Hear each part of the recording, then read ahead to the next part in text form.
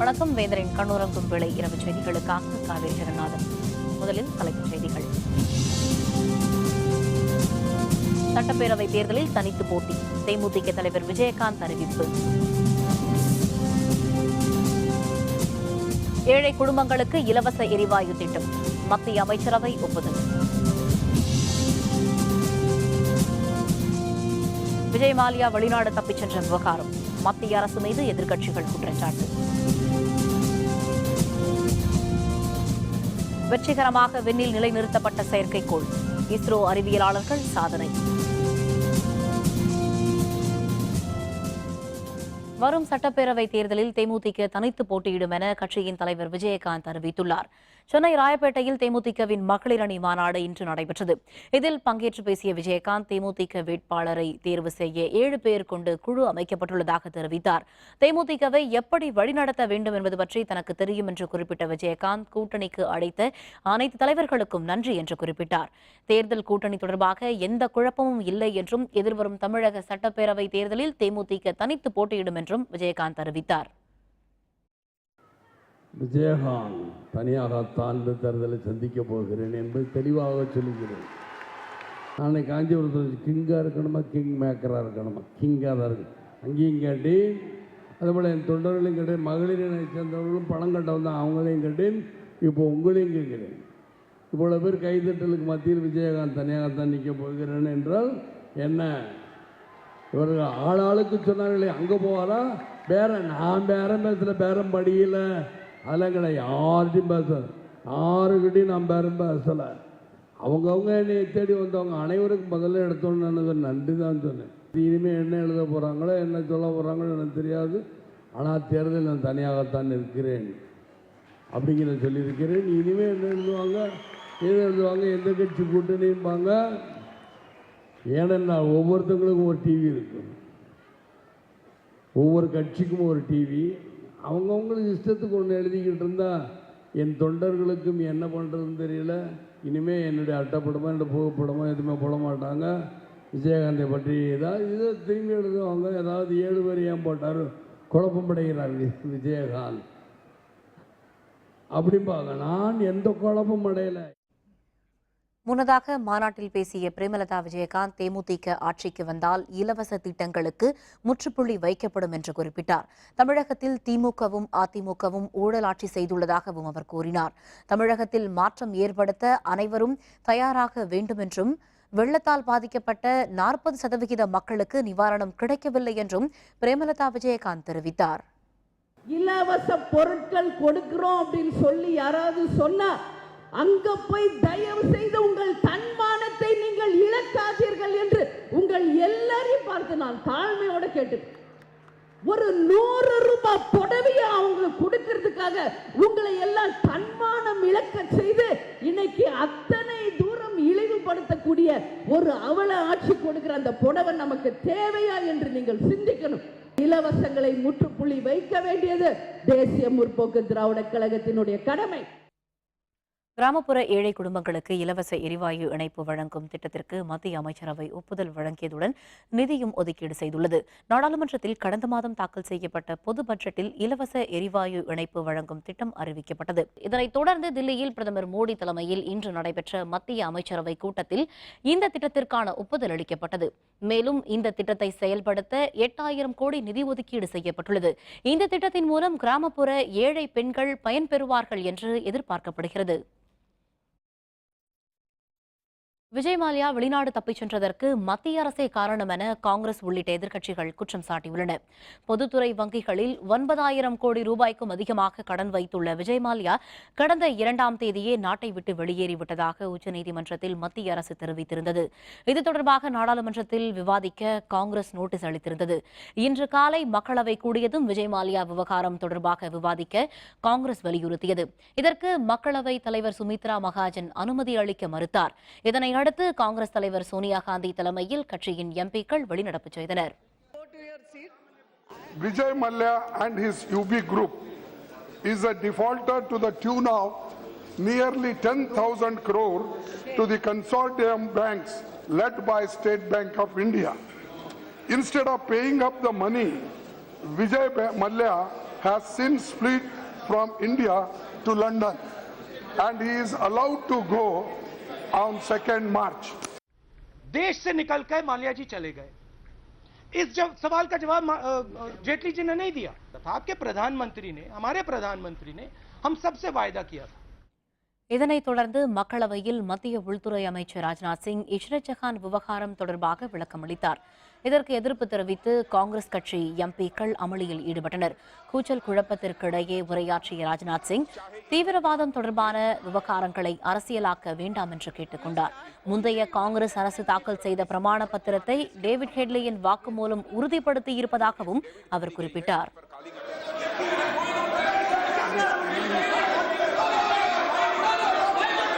नहीं, calling attention में उनका नाम ही नहीं है, मैं क्या करूं? वो क्या थे, किस हिसाब से बोलेंगे? एक मिनट, क्या आप क्या कहना? इन सब सारी चीजों की एक इंटरनल इंक्वायरी हम मिनिस्ट्री के स्तर पर हम लोग कर रहे हैं, सारे तथ्य इकट्ठा करने की कोशिश कर रहे हैं और जो कुछ भी होगा इस संबंध में सोच विचार कर हम अंतिम निर्णय करेंगे. இதேபோல் மாநிலங்களவையில் விஜய் மால்யா விவகாரத்தை காங்கிரஸ் உள்ளிட்ட எதிர்க்கட்சிகள் எழுப்பின. இது தொடர்பாக பேசிய மாநிலங்களவை எதிர்க்கட்சித் தலைவர் குலாம் நபி ஆசாத் விஜய் மால்யாவை ஏன் கைது செய்யவில்லை என்றும் அவருடைய பாஸ்போர்ட்டை முடக்காதது ஏன் என்றும் கேள்வி எழுப்பினார். ये कोई साधारण आदमी भी सोच सकता है कि वो कभी भी भाग सकता है, तो सबसे पहला काम इन तमाम एजेंसीज को करना चाहे था, उसका पासपोर्ट जब्त करना चाहे था, उसको जेल में डाल देना चाहे था। मेरा ये आरोप है कि उसके भागने में, उसके देश छोड़ने में ये सरकार पार्टी है इस कॉन्स्पिरेसी में। விஜய் மால்யா தொடர்பாக காங்கிரஸ் எழுப்பிய குற்றச்சாட்டுக்கு பதிலளித்த மத்திய நிதியமைச்சர் அருண்ஜேட்லி, மால்யா நிறுவனத்தின் கணக்குகள் முறையாக இல்லாத போதும் முந்தைய காங்கிரஸ் அரசு அவருக்கு தொடர்ந்து கடன் வழங்கியதாக தெரிவித்தார். மால்யா வெளிநாட்டிற்கு சென்றபோது வங்கிகள் சட்ட ரீதியான நடவடிக்கைகளை தொடங்கவில்லை என்றும் அவர் குறிப்பிட்டார்.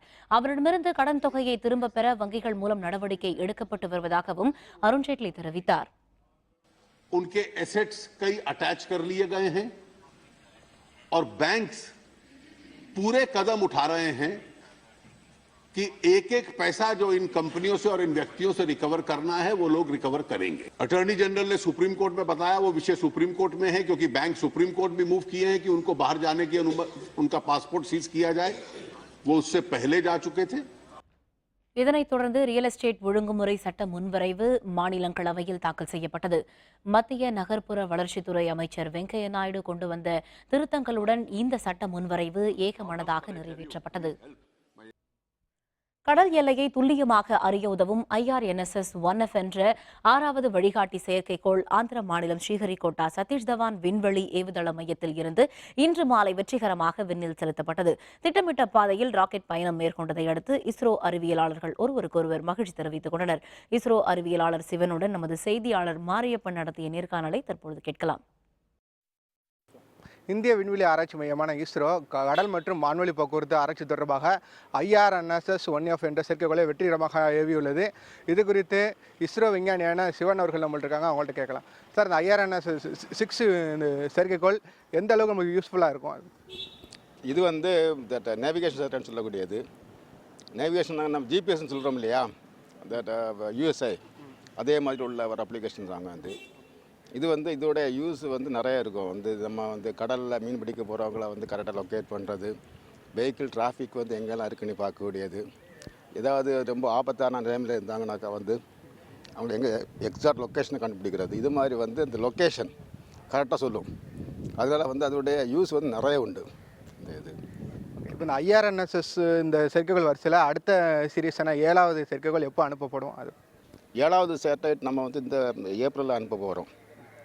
இது அதன் போது நமக்கு ஃபுல் சிஸ்டம் வந்து ஆப்ரேஷனலாக இருக்கும். வந்து இந்த GSLV அந்த ராக்கெட் மூலம் நம்ம அனுப்பக்கூடிய விஷயங்கள் அது இப்போ முழு அளவில் வந்து தயாராகிவிட்டதா, இல்லை மேற்கொண்டு வேறு எதுவும் பிரச்சனைகள் நடந்துகிட்ருக்கா?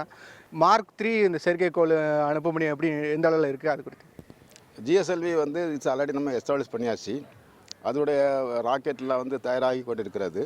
அது முக்கிய வாரம் வந்து ஜூலை இல்லாட்டி ஆகஸ்டில் அந்த நடக்கும் அந்த சேட்டலைட்டு. ரெண்டாவது வந்து அந்த ஜிஎஸ்டி மார்க் 3ன்னு சொல்லக்கூடியது வந்து அது வந்து கிரையோஜெனிக்ஸ் டெஸ்ட் வந்து நடந்துகிட்டு இருக்குது.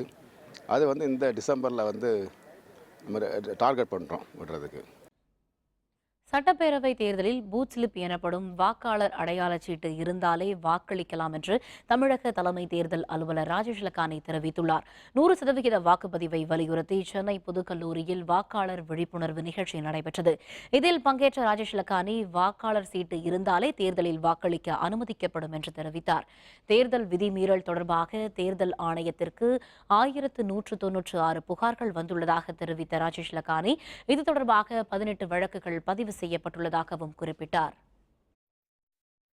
நமக்கு தேர்தல் சம்பந்தமாக 1196 புகார்கள் இப்போ வந்திருக்கு.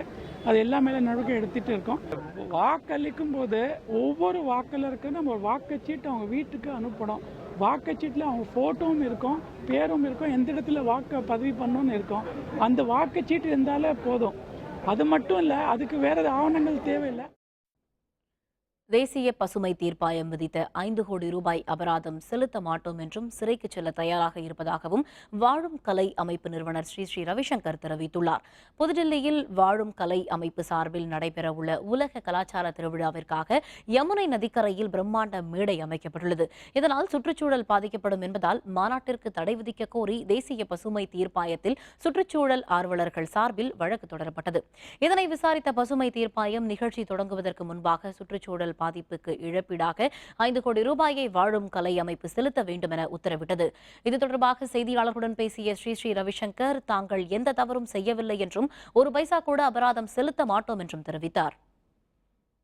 We wanted to do it when we went there, so we could clean that place. That smell is not coming anymore there so much as it used to.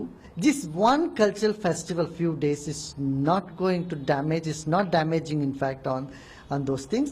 And I am assuring that we will work for environment. வாழும் கலை அமைப்பு 5 கோடி ரூபாய் அபராதத்தை இன்று மாலை 4 மணிக்குள் செலுத்த வேண்டுமென ஏற்கனவே தேசிய பசுமை தீர்ப்பாயம் உத்தரவிட்டிருந்தது. பின்னர் நாளை வரை இந்த காலக்கெடு நீட்டிக்கப்பட்டுள்ளதாக பசுமை தீர்ப்பாயம் தெரிவித்துள்ளது. தில்லியில் உள்ள சீன தூதரகம் எதிரே ஆர்ப்பாட்டத்தில் ஈடுபட்ட திபெத் நாட்டைச் சேர்ந்தவர்களை காவல்துறையினர் வலுக்கட்டாயமாக கைது செய்தனர். சட்டவிரோதமாக திபெத் ஆக்கிரமிக்கப்பட்டதை கண்டித்து திபெத்தியர்கள் பல்வேறு கட்ட போராட்டங்களில் ஈடுபட்டு வருகின்றனர். தலைநகர் தில்லியில் உள்ள சீன தூதரகம் அருகே திபெத் நாட்டைச் சேர்ந்த 100க்கும் அதிகமானோர் திடீரென ஆர்ப்பாட்டத்தில் ஈடுபட்டனர். அனுமதியின்றி ஆர்ப்பாட்டத்தில் ஈடுபட்ட அவர்களை காவல்துறை வலுக்கட்டாயமாக அங்கிருந்து அப்புறப்படுத்தி கைது செய்தனர்.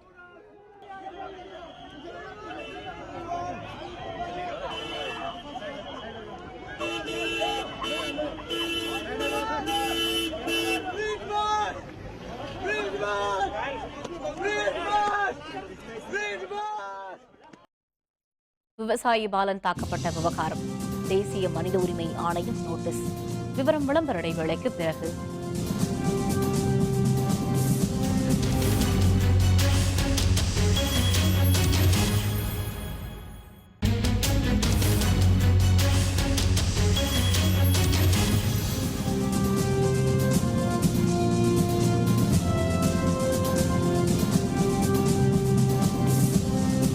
செய்திகள் தொடர்கின்றன. தமிழக சட்டப்பேரவை தேர்தலில் இந்திய ஜனநாயக கட்சி சார்பில் போட்டியிட விருப்பம் தெரிவித்தோருக்கான நேர்காணல் கட்சியின் நிறுவனர் தலைவரான டாக்டர் பாரிவேந்தர் தலைமையில் நடைபெற்றது. 4வது நாளான இன்று கடலூர், தருமபுரி, திண்டுக்கல், மதுரை உள்ளிட்ட மாவட்டங்களில் போட்டியிட விண்ணப்பித்தோருக்கான நேர்காணல் நடைபெற்றது. இது பற்றிய விரிவான தகவல்களை தருகிறார் நமது செய்தியாளர் சையத். தமிழக சட்டப்பேரவை தேர்தலில் இந்திய ஜனநாயக கட்சி சார்பில் போட்டியிட விரும்புவர்களிடமிருந்து கடந்த மாதம் விருப்பமனு பெறப்பட்டது. இந்த விருப்பமனு பெறப்பட்டவர்களிடமிருந்து நேர்காணல் கடந்த 4 நாட்களாக இந்திய ஜனநாயக கட்சி தலைமை அலுவலகத்தில் நடைபெற்று வருகிறது. இந்திய ஜனநாயக கட்சியின் நிறுவனர் தலைவர் டாக்டர் பாரிவேந்தர், செயல் தலைவர் ரவி பச்சமுத்து ஆகியோர் இந்த நேர்காணலை நடத்தி வருகிறார்கள். இதில் குறிப்பாக இளைஞர்களுக்கு அதிக வாய்ப்பளிக்க வேண்டும், அதேபோல பெண்களுக்கு 50% போட்டியிட வாய்ப்பளிக்க வேண்டும் என்ற அடிப்படையில் இந்த நேர்காணல் நடைபெற்றுக் கொண்டிருக்கின்றது. இந்த நேர்காணலில் தலைவர் கோவை தம்பி, பொருளாளர் ஜி ராஜன், பொதுச் செயலாளர் பி ஜெயசீலன், தலைமை நிலை செயலாளர் ரங்கபாசியம், முதன்மை அமைப்பு செயலாளர் SS வெங்கடேசன், கொள்கை பரப்பு செயலாளர் MS ராஜேந்திரன், துணை பொதுச் செயலாளர் ஜீவா ஆகியோர் இந்த நேர்காணலில் கலந்து கொண்டுள்ளார்கள். இன்று இதுவரை 16 மாவட்டங்களுக்கு நேர்காணல் நடைபெற்றுள்ள நிலையில் இன்று காலை கடலூர், தருமபுரி ஆகிய மாவட்டங்களுக்கும், மாலையில் மதுரை, திண்டுக்கல் ஆகிய மாவட்டங்களுக்கும் நேர்காணல் நடைபெற்றது. இதில் பெண்களுக்காக 50% ஒதுக்கீடு ஐயா சொல்லியிருக்காங்க. அதன் அடிப்படையில் என்னை தேர்ந்தெடுத்தால் சட்டமன்ற தொகுதியில் இந்த தேர்தலில் பெண்களுக்கு கொடுத்த அந்த முழு ஒத்துழைப்புடன் உறுதியுடன் உழைப்பேன் என்று மக்களுக்காக கடுமையாக பாடுபடுறதுக்கு ஐயா அவர்களின் உத்தரவுக்கு நாங்கள் யாரை வேட்பாளராக நியமிக்கிறாங்களோ சட்டமன்ற தேர்தலில் போட்டியிட்டு குறிப்பிட்ட தொகுதிகளில் வெற்றி வாய்ப்பை பெற்று இந்திய ஜனநாயக கட்சியின் வளர்ச்சிக்கு உறுதுணையாக இருப்போம் என்று மதுரை மாவட்டம் சார்பாக உறுதியளிக்கிறோம். நாளை நடைபெறவுள்ள நேர்காணலில் திருவள்ளூர், தூத்துக்குடி, நீலகிரி ஆகிய மாவட்டங்களுக்கு காலையிலும் மாலையில் திருவண்ணாமலை, திருச்சி ஆகிய மாவட்டங்களுக்கும் நடைபெற இருக்கிறது. வேந்தர் செய்திகளுக்காக சென்னையிலிருந்து ஒளிப்பதிவாளர் இன்பாவுடன் சையது. தேர்தல் விதிமுறைகள் மக்களுக்கும் வணிகர்களுக்கும் இடையூறாக இருக்கக்கூடாது என தமிழ் மாநில காங்கிரஸ் கட்சித் தலைவர் ஜி.கே. வாசன் கூறியுள்ளார். திருப்பூர் மாவட்டம் காங்கேயத்தில் திருமண நிகழ்ச்சி ஒன்றில் பங்கேற்ற அவர் செய்தியாளர்களிடம் தமிழகத்தில் ஜல்லிக்கட்டை மீண்டும் நடத்தும் வகையில் ஒரு நிரந்தர தீர்வு காண வேண்டும் என்று கூறினார். தமிழக மக்களின் நலன் சார்ந்த தொண்டர்கள் விரும்பக்கூடிய வெற்றி கூட்டணியில் தமாக இடம்பெறும் என்றும் அவர் தெரிவித்தார். தேர்தல் விதிமுறைகள் மக்களுக்கும் வணிகர்களுக்கும் இடையூறாக இருக்கக்கூடாது என்றும் ஜி.கே. வாசன் கேட்டுக்கொண்டார். சாதாரணமாக இருக்கின்றவர்களை பாதிக்கும் அளவுக்கு அந்த நடவடிக்கை இருக்கக்கூடாது. ஆரம்பமான 4 நாட்களிலே அது போன்ற சங்கடங்கள் சாதாரண மக்களுக்கு ஏற்படுகிறது என்பதை உணர்ந்து நான் இதை கூறுகிறேன். புதுச்சேரியில் இன்று நடைபெற்ற 13வது சட்டப்பேரவையின் இறுதிக் கூட்டத்தொடரில் தங்களுக்கு பேச வாய்ப்பளிக்காததாக கூறி சில காங்கிரஸ் உறுப்பினர்கள் வெளிநடப்பு செய்தனர். புதுச்சேரி சட்டப்பேரவையின் இறுதிக் கூட்டத்தொடரில் அரசு செலவினங்களுக்காக 3550 கோடிக்கான நிதி ஒதுக்கீட்டிற்கு முதல்வர் ரங்கசாமி அவையின் ஒப்புதலை பெற்றதை அடுத்து காலவரையின்றி அவை ஒத்திவைக்கப்பட்டது. முன்னதாக பல்வேறு பிரச்சினைகள் பற்றி விவாதம் நடத்த வலியுறுத்திய காங்கிரஸ் உறுப்பினர்களுக்கு அனுமதி மறுக்கப்பட்டது. இதனால் தேனி ஜெயக்குமார் மற்றும் திருமுருகன் ஆகியோர் தவிர மற்ற காங்கிரஸ் உறுப்பினர்கள் வெளிநடப்பு செய்தனர். வெளியில் வந்த அவர்கள் அரசின் இலவச பொருட்களை உடைத்து தங்களது எதிர்ப்பை தெரிவித்தனர். தரமில்லாத மிக்சி கிரைண்டரை இன்னைக்கு மக்கள் மத்தியில் கொடுக்கப்பட்டிருக்கு. எங்களுக்கு சரியான முறையில் இந்த மிக்சி கிரைண்டரை இந்த அரசாங்கம் வழங்கலன்னு சொல்லிட்டு மக்கள் குறைபாடு சொல்லியிருக்காங்க. அதனுடைய வெளிப்பாடு தான் இன்னைக்கு நீங்க ஏன் அதெல்லாம் கேட்க மாட்டீங்கன்னு மக்கள் எங்களுக்கு கேட்கறாங்க. அதனுடைய வெளிப்பாடு தான் இன்னைக்கு இந்த மிக்சி கிரைண்டரை மக்கள் சார்பாக நாங்கள் உடைச்சிருக்கிறோம். தனியார் வங்கிக்கு ஆதரவாக தம் மீது தாக்குதல் நடத்திய காவல்துறையினர் மீது உரிய நடவடிக்கை எடுக்க கோரி தஞ்சாவூரைச் சேர்ந்த விவசாயி பாலன் மாவட்ட ஆட்சியரிடம் மனு அளித்துள்ளார். தஞ்சாவூர் அருகே சோழன்குடிகாட்டைச் சேர்ந்த பாலன் என்ற விவசாயி தனியார் வங்கி நிதியுதவியுடன் கடந்த 2011ஆம் ஆண்டு டிராக்டர் வாங்கியிருந்தார். தவணை தொகையை முறையாக செலுத்தி வரும் நிலையில் காவல்துறையினரின் உதவியுடன் தனியார் வங்கி அலுவலர்கள் கடந்த 4ஆம் தேதி டிராக்டரை பறிமுதல் செய்ததாக தெரிவித்துள்ளார். இது தொடர்பாக தமிழக விவசாயிகள் சங்கத்தினருடன் மாவட்ட ஆட்சியரை நேரில் சந்தித்த பாலன் உரிய நடவடிக்கை எடுக்க கோரி மனு அளித்தார். என் மன உளைச்சலுக்கு ரொம்ப இருக்கிறதுக்கு ரொம்ப கஷ்டமாகவும் இருக்குது. மாணவங்க வழக்கு போட்டு அவங்கள்டேருந்து என் டிராக்டர் வரணும், என் மாணவங்க வளர்த்துறாங்க, அதுக்குள்ள தீர்வு வேணும். மிக கடுமையான முறையில் காவல்துறை அவர் மேலே தாக்குதல் தொடுத்திருக்கு. கடன் வாங்கின கம்பெனி அடியாட்களை கொண்டு வந்து வச்சு அவங்களையும் மிரட்டி அவரை கைது செய்கிற மாதிரி அழைச்சிட்டு போய் ஸ்டேஷனில் வச்சுக்கிட்டு அவங்க பெற்றோர்கள்ட்ட இருந்து ஏமாற்றி மிரட்டி 5,000 ரூபா பணத்தையும் காவல்துறை பணம் வாங்கியிருக்கு.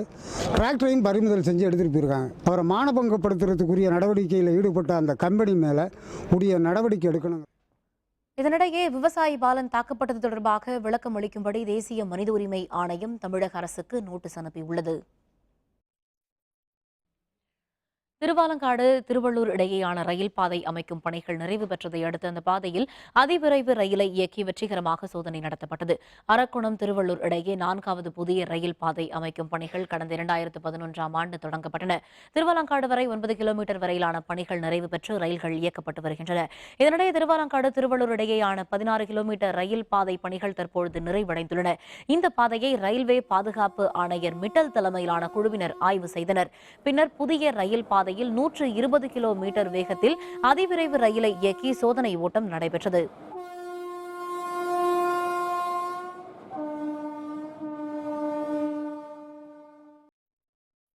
கடலூர் மாவட்டத்தில் சத்துணவு உண்ட பள்ளி மாணவ மாணவியர்களின் உடல்நலம் பாதிக்கப்பட்டதால் அவர்கள் விருதாச்சலம் அரசு மருத்துவமனையில் அனுமதிக்கப்பட்டு சிகிச்சை பெற்று வருகின்றனர். விருதாச்சலம் அருகே பரவலூரில் உள்ள ஊராட்சி ஒன்றிய தொடக்கப் பள்ளியில் வழங்கப்பட்ட சத்துணவை உண்ட 80 மாணவ மாணவியர்களின் உடல்நலம் பாதிக்கப்பட்டது.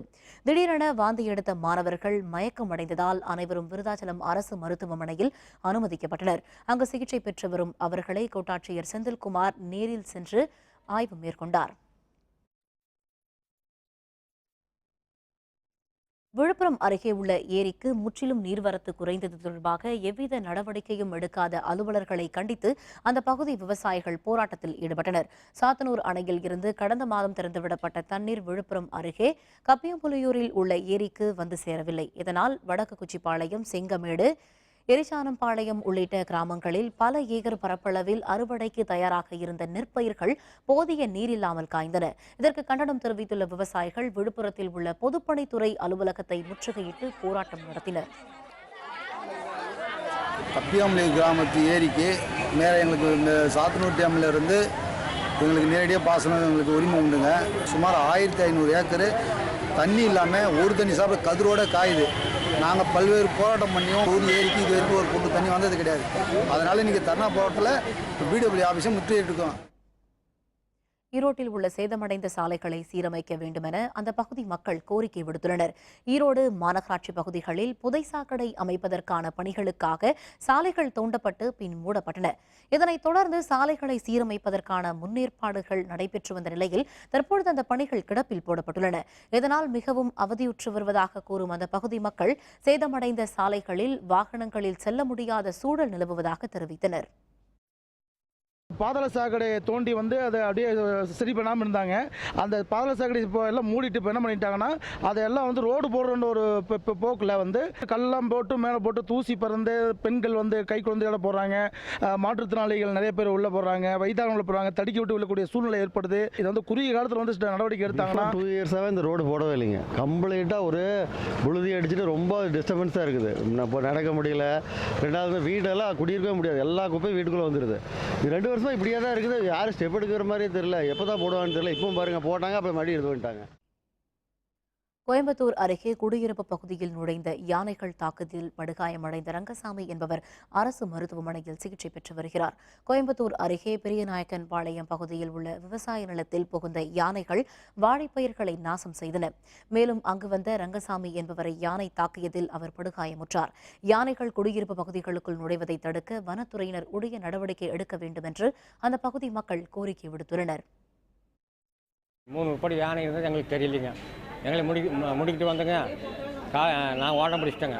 அப்போங்க எங்கள் அப்பா காலை மிதிச்சு கீழே விழுந்துங்க. ஃபாரஸ்ட்காரத்தை சொன்னாங்க.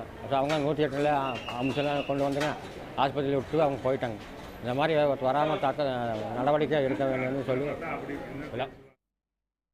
விழுப்புரம் மாவட்டம் கள்ளக்குறிச்சி பகுதியில் நேரிட்ட விபத்தில் இருசக்கர வாகனத்தில் சென்ற கதிர்வேல் என்பவர் பலியானார்.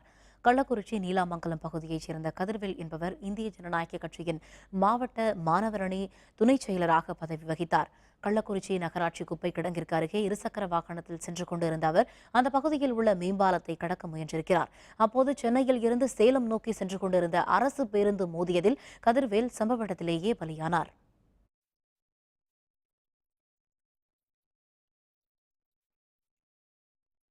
தட்பவெப்பநிலை மாற்றம் தொடர்பாக விழிப்புணர்வு ஏற்படுத்தும் நோக்கில் இந்தியா முழுவதும் வலம் வரும் சயின்ஸ் எக்ஸ்பிரஸ் ரயில் இன்று ராமேஸ்வரம் வந்தடைந்தது.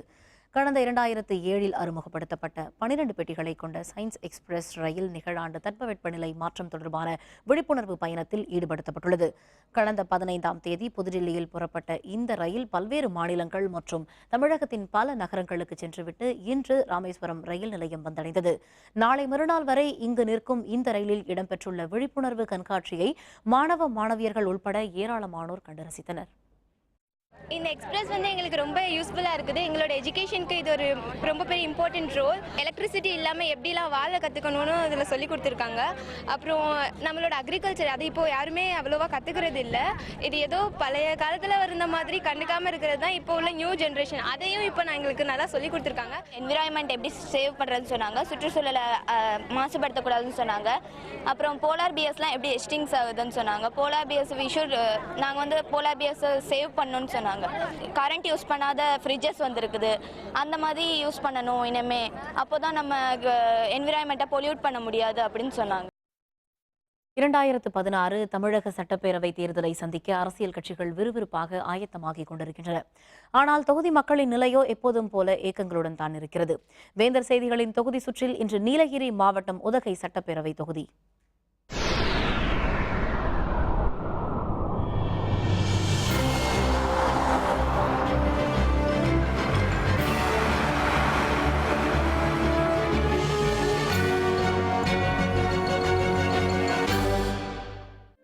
மலைகளின் ராணி நீலகிரி. இந்த மலை மாவட்டத்தின் 3 சட்டப்பேரவை தொகுதிகளில் ஒன்று உதகை. திரும்பிய இடமெல்லாம் தேயிலை தோட்டங்கள், பச்சை பசேல் காடுகள், மலை ரயில். உதகை தொகுதியின் உன்னத அடையாளங்கள் இவை. குழு குழு மலைநகரமான உதகை 150 ஆண்டுகள் பழமை வாய்ந்த எழில் நகரம். உதகை தொகுதியின் பெரும்பாலான மக்கள் மலைத்தோட்ட விவசாயிகள். பலர் சுற்றுலா சார்ந்த தொழில் புரிபவர்கள். தோடர், கோத்தர் போன்ற பழங்குடியின மக்களும் படுகர் இனத்தவரும் உதகையில் அதிகம். 1957 உதயமான உதகை சட்டப்பேரவை தொகுதி ஏறத்தாழ ஒரு காங்கிரஸ் கோட்டை என்றால் மிக இல்லை. காலன் உள்பட காங்கிரஸ் வேட்பாளர்கள் 6 முறை இங்கே வெற்றி கொடி நாட்டியிருக்கிறார்கள். உதகை சட்டப்பேரவை தொகுதியின் தற்போதைய உறுப்பினர் அதிமுகவின் புத்திச்சந்திரன். 1977க்கு பிறகு 34 ஆண்டு இடைவெளிக்கு பின் 2011 உதகை தொகுதியை அதிமுக கைப்பற்றியது. அதிமுகவின் புத்திச்சந்திரன் 61,605 வாக்குகள் பெற்று வெற்றி பெற்றார். அவருக்கு அடுத்தபடியாக காங்கிரஸ் வேட்பாளர் ஆர் கணேஷ் 54,060 வாக்குகள் பெற்று 2வது இடத்தை பிடித்தார். உதகை தொகுதியின் மொத்த வாக்காளர்கள் 2,138,000. இவர்களில் ஆண்கள் 97,290 பேர், பெண்கள் 1,02,848 பேர். ஆண்டுக்கு 25 லட்சம் சுற்றுலா பயணிகள் வந்து செல்லும் உதகையில் உரிய தார்ச்சாலைகள், போக்குவரத்து, வாகன நிறுத்துமிடம், கழிப்பறை, குடிநீர் வசதிகள் எதுவும் உருப்படியாக இல்லை. போதும் போதும் எனும் அளவிற்கு போக்குவரத்து நெரிசல். ஏதாச்சும் வந்தாலும் சரி, டிராஃபிக் எக்கச்சக்கமாக இருக்குதுங்க. சரியான ஒரு இடம் கொடுத்து வண்டிகளை நிறுக்க வச்சு பார்க்கிங் விட்டால் நல்லாயிருக்கும். இல்லைன்னா ஏன்டா ஊட்டிக்கு வர்றேன்ன மாதிரி வர்றவங்கெல்லாம் வெறுத்துடுறாங்க. சும்மா சாதனை பண்ணேன்னு எங்கே பார்த்தாலும் சொல்லிட்டு இருக்காங்க. எந்த சாதனையும் இல்லைங்க. எம்எல்ஏவெல்லாம் பார்த்ததே கிடையாதுன்னு வைங்களேன். உதகையின் ஒரே நம்பிக்கையாக கருதப்பட்ட HPF எனப்படும் இந்துஸ்தான் போட்டோ பிலிம் ஆலை மூடப்பட்ட நிலையில் அதை மீண்டும் திறக்க வேண்டும் அல்லது வேறு ஆலையை நிறுவ வேண்டும் என்பது உதகை தொகுதி மக்களின் ஆதங்கமாக உள்ளது. உதகைக்கு மஞ்சூர், கெத்தை வழியாக 3வது மாற்றுச்சாலை அமைக்க வேண்டும். உதகை நகருக்கு 3வது குடிநீர் திட்டம் வேண்டும் என்பது இந்த மலை தொகுதி மக்களின் கோரிக்கைகள். இது பற்றிய அதிருப்தியும் உதகை மக்களிடம் ஏராளம் இருக்கிறது. 20 வருஷமா 3வது மாற்றுப்பாதை திட்டம். குன்னூர் சாலை சரியில்லைன்றாங்க, கோத்தகிரி சாலை சரியில்லைன்றாங்க. வருஷம் பூரா பல லட்சம் மக்கள் சுற்றுலா பயணிகள் நீலகிரிக்கு வராங்க. அதனால பல ரெவன்யூ எல்லாம் கிடைச்சிட்டு இருக்கு. இருந்தாலும் இந்த 3வது மாற்றுப்பாதை திட்டம் இன்னைக்கு வரைக்கும் அது நிறைவேற்றல. உதகை தொகுதியில் மருத்துவ பொறியியல் கல்லூரிகள் வேண்டும். அதற்கான வாக்குறுதிகளை தருபவர்களுக்கே இந்த முறை எங்கள் வாக்கு என்கிறார் ஓர் இளம் வாக்காளர். வருகின்ற தேர்தலில் எந்த ஒரு கட்சி நீலகிரி மாவட்டத்தோட கல்வி தரத்தை உயர்த்தி இங்கே நிறைய அதிகமான கல்வி நிலையங்களை கொண்டு வராங்களோ அந்த கட்சிக்கு தான் எங்கள் மாணவர்கள் அனைவரும் ஓட்டு போடலான்ற ஒரு முடிவில் இருக்கும். எல்லா தொகுதிகளையும் போலவே உதகையிலும் இன்னும் எத்தனையோ பிரச்சனைகள். பசுந்தேயிலைக்கு உரிய விலை வேண்டும், தேயிலை விவசாயிகள் அனைவருக்கும் மானியம் வேண்டும் என்பவை தொகுதியில் நிலவும் தலையாய பிரச்சனைகள். தேயிலை தோட்ட தொழிலாளர்களுடைய அந்த வாழ்க்கையினுடைய போராட்டங்களை தீர்க்கும் அளவுக்கு அவர்களுடைய கோரிக்கைகள், அவங்களுடைய எதிர்பார்ப்புகள் என்ன இருக்குது, குறிப்பாக அவங்களுடைய அடிப்படை வசதிகள் தேவைகளை எந்த அரசாங்கம் பூர்த்தி செய்யணும்னு நினைக்கிறாங்களோ அவங்க செய்யறவங்களுக்கு தான் நிச்சயமாக அவங்களுடைய அடுத்த கட்ட தேர்தல் வாக்களிப்பு இருக்குன்றது எங்களுடைய கோரிக்கையாக இருக்குது. உதகை மத்திய பேருந்து வாகன நிறுத்துமிடம் திட்டம் என்ன ஆனது? அடிக்கடி நடக்கும் நிலச்சரிவுகளுக்கு என்னதான் தீர்வு? தேயிலை தோட்டங்கள் கட்டடங்களாக மாறுவதை தடுக்கப் போகிறவர் யார்? இப்படி உதகை தொகுதி வாக்காளர் பெருமக்களிடம் இன்னும் எண்ணற்ற கேள்விகள். கடந்த 5 ஆண்டு கால ஆட்சி காலத்தில் உதகை சட்டமன்றத்தை பொறுத்தவரை எந்த விதமான வளர்ச்சி பணிகளை மேம்பாடு செய்யாமலும் அடிப்படை வசதிகளை கூட பூர்த்தி செய்யப்படாமலும் இருந்த காரணத்தினால் உதகை சட்டமன்ற தொகுதி முழுவதாக ஒரு அதிருப்தி நிலவி வருகிறது. வேந்தர் செய்திகளுக்காக உதகையிலிருந்து ரா சதீஷ்குமார்.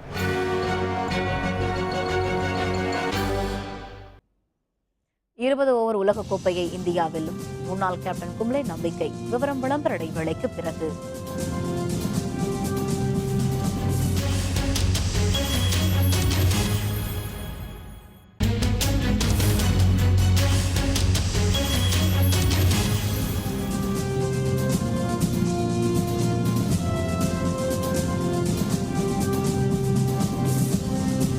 செய்திகள் தொடர்கின்றன.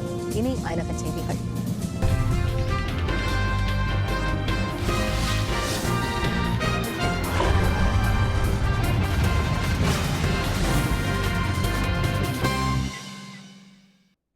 துபாயில் பரவலாக பெய்த கனமழை காரணமாக 7 மணி நேரத்தில் 253 சாலை விபத்துகள் நேரிட்டுள்ளன. வளைகுடா நாடான துபாய் உள்பட ஐக்கிய அரபு குடியரசில் வரலாறு காணாத அளவிற்கு கனமழை பெய்துள்ளது. சூறாவளி காற்றுடன் பெய்த கனமழையால் சாலைகளில் வெள்ள நீர் பெருக்கெடுத்து ஓடியது.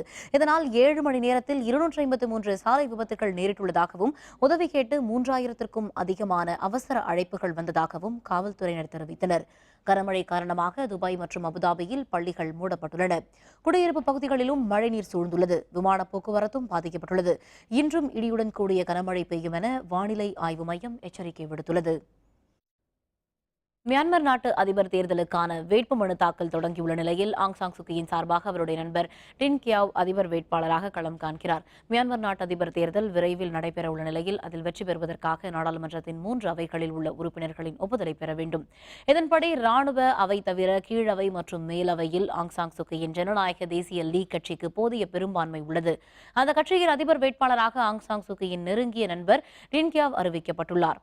அதிபர் தேர்தலுக்கான வேட்புமனு தாக்கல் இன்று தொடங்கியுள்ள நிலையில் ஆங் சாங் சூகியின் முடிவுக்கு நாடாளுமன்ற உறுப்பினர்கள் வரவேற்பு தெரிவித்துள்ளனர்.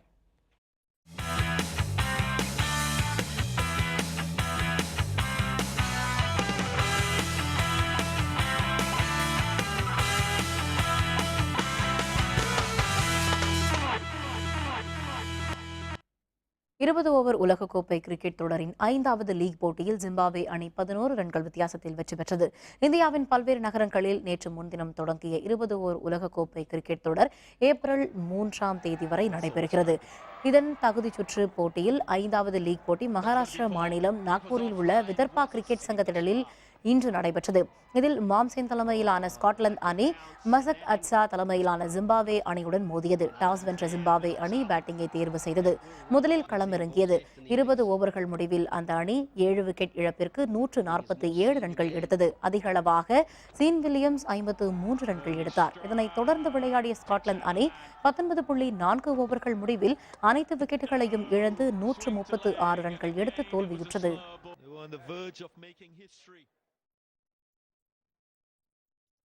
20 ஓவர் உலகக்கோப்பையை தோனி தலைமையிலான இந்திய அணி கைப்பற்றும் என இந்திய கிரிக்கெட் டெஸ்ட் அணியின் முன்னாள் கேப்டன் அனில் கும்ளே கூறியுள்ளார். உதகையில் தனியார் பள்ளி நிகழ்ச்சி ஒன்றில் பங்கேற்ற அவர் இந்திய வீரர் அஸ்வின் உலகின் தலை சிறந்த சுழல்பந்து வீச்சாளராக திகழ்வதாகவும் யுவராஜ் சிங், ஹார்திக் பாண்டியா, பூம்ரா, ஆஷிஷ் நெக்ரா போன்றவர்கள் இந்திய அணிக்கு பலம் தருவதாகவும் கூறினார். இந்தியா முழுவதும் 45 பள்ளிகளைச் சேர்ந்த 30,000 மாணவர்கள் அகாடமி மூலம் பயிற்சி பெறுவதாகவும் அனில் கும்ளே தெரிவித்தார். Ravichandran Ashwin has shown that he's really capable and he's probably the #1 spinner in the world today, and I'm really glad that he's performed so well over the years. The World Cup is around the corner and I'm hoping that India will go on to win the World Cup. மீண்டும் தலைப்புச் செய்திகள். சட்டப்பேரவை தேர்தலில் தனித்து போட்டி. தேமுதிக தலைவர் விஜயகாந்த் அறிவிப்பு. ஏழை குடும்பங்களுக்கு இலவச எரிவாயு திட்டம். மத்திய அமைச்சரவை ஒப்புதல். விஜய் மாலியா வெளிநாடு தப்பிச் சென்ற விவகாரம். மத்திய அரசு மீது எதிர்க்கட்சிகள் குற்றச்சாட்டு. வெற்றிகரமாக விண்ணில் நிலைநிறுத்தப்பட்ட செயற்கைக்கோள். இஸ்ரோ அறிவியலாளர்கள் சாதனை.